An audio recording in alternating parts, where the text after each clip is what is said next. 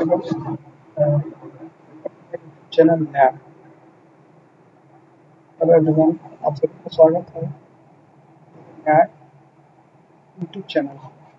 आज हम एक बहुत महत्वपूर्ण विषय जो कि नए अधिवक्ता और फ्रेश लॉ ग्रेजुएट्स या न्यूली एनरोल्ड एडवोकेट के लिए बहुत ज़रूरी है जानना, जो कि है ऑल इंडिया बार एग्जामिनेशन, जो कि बार काउंसिल ऑफ इंडिया के द्वारा हर साल संचालित किया जाता है। और इसे जो भी नए-नए अधिवक्ता अभी-अभी स्टेट बार काउंसिल में ज्वाइन किए हैं या फाइनल ईयर जो भी लॉ स्टूडेंट फाइनल ईयर में हैं, उनको क्वालिफाई करना होता है। तब जाके आप बार काउंसिल ऑफ इंडिया के इम्पैनल्ड एडवोकेट कहलाएंगे या रजिस्टर्ड एडवोकेट कहलाएंगे, जो कि एलिजिबल होंगे पूरे ऑल ओवर इंडिया प्रैक्टिस करने के लिए। और बहुत सारे बेनिफिट्स जो बार काउंसिल ऑफ इंडिया देती है एडवोकेट्स को, उसके लिए एलिजिबल होंगे। अब आप सभी को पता है कि एआईबी 20 का 2025 का ऑलरेडी फॉर्म आ चुका है, तो आप सभी, मुझे उम्मीद है कि अभी तक फिलअप कर लिए होंगे और आगे का प्रक्रिया के लिए और आगे के एग्जामिनेशन के लिए तैयार होंगे। आगे चलते हैं, हम जानते हैं कि ऑल इंडिया बार एग्जामिनेशन होता क्या है और इस एग्जामिनेशन में क्या कैसे क्वेश्चन आते हैं, कैसे हम इस एग्जामिनेशन को फर्स्ट अटेम्प्ट में क्रैक करते हैं या जो भी है। इस चीज़ वीडियो में आपको पूरे तरीके से हर एक इन्फॉर्मेशन मिलेगी जो आपके लिए हेल्पफुल होगा ऑल इंडिया बार एग्जामिनेशन को क्रैक करने में। तो आगे बढ़ते हैं, मैं अपना परिचय देना चाहता हूँ। मेरा नाम हुआ राहुल कुमार शुक्ला। मैं 2024 में गुरु गोविंद सिंह इंद्रप्रस्थ यूनिवर्सिटी से लॉ फाइनल किया हूँ, वहाँ से लॉ पर पढ़ाई पूरी की है। उसके बाद मैं पटना हाई कोर्ट में अभी अधिवक्ता के रूप में प्रैक्टिस कर रहा हूँ पिछले 1 साल से। और मेरा बेसिक इंटरेस्ट है कि मैं नए-नए चीज़ों को शेयर करूँ और एक नए-नए चीज़ों पे डिस्कस करूँ आप सबके बीच में। इसलिए मैं आज ऑल इंडिया बार एग्जामिनेशन के ऊपर डिस्कस करने आया हूँ। चलिए आगे बढ़ते हैं। सबसे पहले हम जानते हैं कि ऑल इंडिया बार एग्जामिनेशन होता क्या है और क्यों हमें या फ्रेश लॉ ग्रेजुएट या न्यूली एनरोल्ड एडवोकेट को यह एग्जामिनेशन क्वालिफाई करना होता है। तो सबसे पहले हम बताना चाहते हैं कि ये जो ये एग्जामिनेशन होता है वो बार काउंसिल ऑफ इंडिया के द्वारा कंडक्ट किया जाता है हर साल, और ये स्टार्ट हुआ था 2010 में। और जो एग्जामिनेशन होता है वो क्वालिफाइंग एग्जामिनेशन होता है, जिसमें हर अधिवक्ता को जो नए इनरोल्ड हुए हैं या इनरोल्ड होने वाले हैं, उनको 2 साल अपने इनरोलमेंट के बाद 2 साल के अंदर इनरोलमेंट कराने के बाद सेक्शन 24 ऑफ एडवोकेट्स एक्ट के अंदर आपको एग्ज़ाम क्वालिफाई करना होता है। अगर आप एग्ज़ाम क्वालिफाई नहीं कर पाते हैं 2 साल के अंदर में, तो फिर से आपको इनरोलमेंट कराना पड़ेगा, फिर से आपको क्वालिफाई करना पड़ेगा। तो कहने का मतलब ये है कि आपके पास कोई दूसरा विकल्प नहीं है, आपको ये एग्ज़ाम क्वालिफाई करना ही होता है। तो अगर आप प्रैक्टिस कंटिन्यू करना चाहते हैं, लिटिगेशन कंटिन्यू करना चाहते हैं और बार काउंसिल ऑफ इंडिया का बेनिफिट्स लेना चाहते हैं, तो आपको एग्ज़ाम क्वालिफाई करना ही करना पड़ता है। एक कंपल्सरी एग्जामिनेशन है जो कि आपको क्वालिफाई कैसे भी करना ही पड़ेगा। और ये एग्जामिनेशन क्वालिफाइंग होता है, इसका कोई मेरिट नहीं बनता है। एक सर्टेन स्लैब सेट किया गया है, उस स्लैब को अगर आप स्लैब ऑफ मार्क्स आप लाते हैं तो आप क्वालिफाई हो जाएंगे और आपको सर्टिफिकेट ऑफ प्रैक्टिस मिल जाती है, जो बार काउंसिल ऑफ इंडिया के द्वारा इशू किया जाता है। तो ये हुआ एआईबी और क्यों ये नेसेसरी है लॉ ग्रेजुएट्स के लिए और न्यूली एनरोल्ड एडवोकेट के लिए क्वालिफाई करना, इस स्लाइड से हमको पता चल जाता है। आगे बढ़ते हैं नेक्स्ट स्लाइड में। स्लाइड सॉरी, हाँ। अब हम जानते हैं कि इस एग्जामिनेशन में क्या कैसे क्वेश्चन आते हैं, कितने नवंबर के क्वेश्चन होते हैं, कितने समय का एग्जामिनेशन होता है, या एग्जामिनेशन का स्कीम क्या है, कैसे-कैसे एग्जामिनेशन होता है।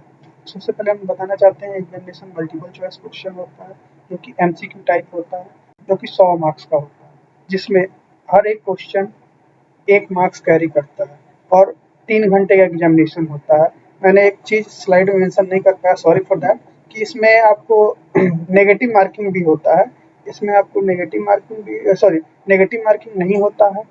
इसमें कोई नेगेटिव मार्किंग आपकी नहीं हो पाती है इस एग्जामिनेशन में। यानी कि आप कोई भी गलत आंसर का कोई नंबर नहीं कटेगा। उसका नंबर सिर्फ आपको जुड़ेगा नहीं, लेकिन नंबर उसके लिए कटेगा भी नहीं गलत आंसर का। तो कहने का मतलब ये है कि इसमें कोई नेगेटिव मार्किंग नहीं होती। और एक जो एग्जामिनेशन होता है ओपन बुक एग्जामिनेशन, जिसमें आप बुक्स लेके जाके बुक्स और मटेरियल्स लेके जा सकते हैं और एग्जामिनेशन दे सकते हैं। लेकिन बुक जो भी होगा, बैक्स जो भी होगा, विदाउट कमेंट्स होगा। विद कमेंट्स आप बैरक नहीं ले जा सकते हैं, क्योंकि बैरक्स जो विद कमेंट्स आते हैं वो आपको नहीं ले जाने हैं, आपको सिर्फ विदाउट कमेंट्स ले जाने हैं। क्योंकि बहुत सारे पब्लिकेशन एआईबी के पर्पज से ही एक सेट बनाते हैं कंपाइलेशन का, उस कंपाइलेशन को आपको खरीद सकते हैं। आपको 1200, 1300, 1500 के बीच में आएगा और आप उसको ले जा सकते हैं। या आपके पास पहले से है, या एक और आप काम कर सकते हैं कि आप, एक वेबसाइट है indiacode.nic.in, वहाँ से जाके आप पीडीएफ डाउनलोड कर सकते हैं। वहाँ पे जो भी बैरक होते हैं विदाउट कमेंट्स होते हैं, उसका भी यूज आप कर सकते हैं एआईबी एग्जामिनेशन में ले जाके अपना एग्जाम देने में, उसको प्रिंट आउट करा के। तो ऐसे आप इस एग्जामिनेशन में जाके दे सकते हैं। तो आगे बढ़ते हैं कि इस एग्जामिनेशन का सिलेबस क्या होता है, क्योंकि लॉ बहुत सारा लॉ, इसमें क्या क्या आता है इसको जानना बहुत महत्वपूर्ण होता है। तो इस बार का सिलेबस जो है एआईबी 20 का 2025 का, उसमें कुछ विषय वस्तु दिया गया है, जो कि जिसमें कौन से सब्जेक्ट से कितना, कौन से पोर्शन से कितने क्वेश्चन आएंगे वो दिया गया है। तो सबसे पहले बताना चाहता हूँ कि इसमें कॉन्स्टिट्यूशनल लॉ से आपको 10 क्वेश्चन आएंगे, जो कि 10 मार्क्स के होंगे। आईपीसी जो इंडियन पिनल कोड पहले था, अब नया भारतीय न्याय संहिता हो गया है, उससे आपको 8 क्वेश्चन आएंगे, 8 मार्क्स का। सीआरपीसी जो क्रिमिनल प्रोसीजर कोड है, भारतीय नागरिक संरक्षण संहिता है, उससे 10 क्वेश्चन आएंगे, 10 मार्क्स का। CPC code of civil procedure code है, 10 क्वेश्चन, 10 मार्क्स का। Evidence act and Bharatiya Sakshya अधिनियम जो है, उससे आपको उससे आपको आएगा 8 क्वेश्चन, 8 मार्क्स का। अब आगे बढ़ते हैं एडीआर से, अल्टरनेट डिस्प्यूट रेजोल्यूशन, जो कि आपका उसमें इंक्लूड होता है आर्बिट्रेशन कंसिलिएशन एक्ट और कुछ एक्ट इंक्लूड होता है, उससे 4 मार्क्स आएंगे। फैमिली लॉ से आपको 8 क्वेश्चन आएंगे। पब्लिक इंटरेस्ट लिटिगेशन से 4 क्वेश्चन आएंगे। एडमिनिस्ट्रेटिव लॉ से 4 क्वेश्चन आएंगे। Professional ethics and cases of professional misconduct under bar council of India rules, जो कि एडवोकेट्स एक्ट 1961 है, और bar council of India rules 2012 से क्वेश्चन आपको 4 आएंगे। कंपनी लॉ से 2 क्वेश्चन आएंगे। एनवायरमेंटल लॉ से 2 क्वेश्चन आएंगे, 2 मार्क्स का। साइबर लॉ से 2 question, 2 marks. Labour and industrial law से 2 क्वेश्चन, 2 मार्क्स। ऐसे ही लॉ ऑफ टॉर्क जो इंक्लूड करता है motor vehicle act, consumer protection law से 5 क्वेश्चन, 5 मार्क्स के। Law related taxation 4 question, 4 marks के। Law of contract specific relief property law negotiable instrument act से 8 क्वेश्चन, 8 मार्क्स के। लैंड एक्विजिशन एक्ट 200 से 2 marks, 2 question, 2 marks के। IPR intellectual property law 2 question, 2 marks. ऐसे ही आपको 100 question आएंगे, 100 marks के। तो ये रही आपकी सिलेबस एआईबी 20 2025 की। इसके अकॉर्डिंग आपको इतने सारे सब्जेक्ट के इतने सारे क्वेश्चन आएंगे। अब आगे बढ़ते हैं। अब इस एग्जामिनेशन को हम क्रैक कैसे कर सकते हैं, तो हमें पता है कि ये एग्जामिनेशन क्वालिफाइंग नेचर होता है। तो हमको एक सिंपली एक मेथड अडॉप्ट करना चाहिए कि हमको एग्जामिनेशन क्वालिफाई करने में मदद करे। अब इसमें क्या होता है कि आपको सिर्फ एक सर्टेन स्लैब ऑफ मार्क्स लाना होता है। आप 100 में 100 भी डालोगे तो उससे फ़र्क नहीं पड़ता है। अगर आप 100 में उस स्लैब के जो बार काउंसिल ऑफ इंडिया के द्वारा दिया गया, अगर उतना मार्क्स आप नहीं लाते तो फिर वो मैटर करता है, लेकिन आप 100 में 100 लाते हो तो उससे कुछ मैटर नहीं करता है। तो हमें पहला बेसिक टारगेट क्या है कि हम उस स्लैब को हिट करना, उस स्लैब को हिट करके हम उस क्वालिफाइंग मार्क्स को क्रैक कर लेना। क्योंकि होता क्या है कि हम इस एग्जामिनेशन को अगर स्ट्रेटेजिकली नहीं कर पाते हैं तो हमें एग्जामिनेशन क्वालिफाई करने में दिक्कत होती है। तो इसीलिए हमें क्या करना है कि एग्जामिनेशन को स्ट्रेटेजिकली क्वालिफाई करना होगा, स्ट्रेटेजिकली पढ़ना होगा, स्ट्रेटेजिकली देखना होगा, तब जाके हम इस एग्जामिनेशन को क्वालिफाई कर पाएंगे। जो कि एक स्लैब क्राइटेरिया है कि जनरल एंड ओबीसी कैटेगरी को हमें 40% मार्क्स लाना होता है 100 में, जो कि 45 मार्क्स होता है। और SC ST PWD कैंडिडेट जो होता है उनको 35% मार्क्स लाना होता है, जो कि 40 मार्क्स आउट ऑफ 100 में। तो ये हुआ आपका क्वालिफाई करने। तो अब हम आगे बढ़ते हैं कि इस क्वालिफाइंग मार्क्स को हम कैसे क्रैक कर लें। तो इस क्वालिफाइंग मार्क्स को क्रैक करने के लिए हमको एक practical and smart method to adopt करना होगा कि हम फर्स्ट अटेम्प्ट में एग्जाम को क्वालिफाई कर लें। उसके लिए क्या है, हमको बस कुछ मेजर टॉपिक्स हैं उसको कंसिडर करना है। जो कि हुआ constitutional law, IPC and BNS दोनों एक ही है, सीआरपीसी एंड बीएनएस एक ही है, सीपीसी है, एविडेंस एक्ट एंड बीएसए एक ही है, लॉ ऑफ कॉन्ट्रैक्ट और फैमिली लॉ।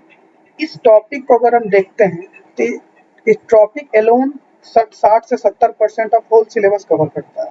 अगर इस टॉपिक को हम हिट करते हैं, इससे हम पूरे तरीके से एआईबी क्वालिफाई करने में एक स्लैब से भी एक सेफ जोन में जा सकते हैं। अगर हम इस टॉपिक को हिट करके अगर इस टॉपिक को स्ट्रेटेजिकली पढ़ते हैं तो हमें आसानी होगी और हमें इजीली इस एग्जामिनेशन को क्रैक करने में मदद मिलेगी। तो ओवरऑल हम देखते हैं कि अगर ऐसे हम करते हैं तो हम फर्स्ट अटेम्प्ट में एआईबी एग्जामिनेशन क्वालिफाई कर पाएंगे।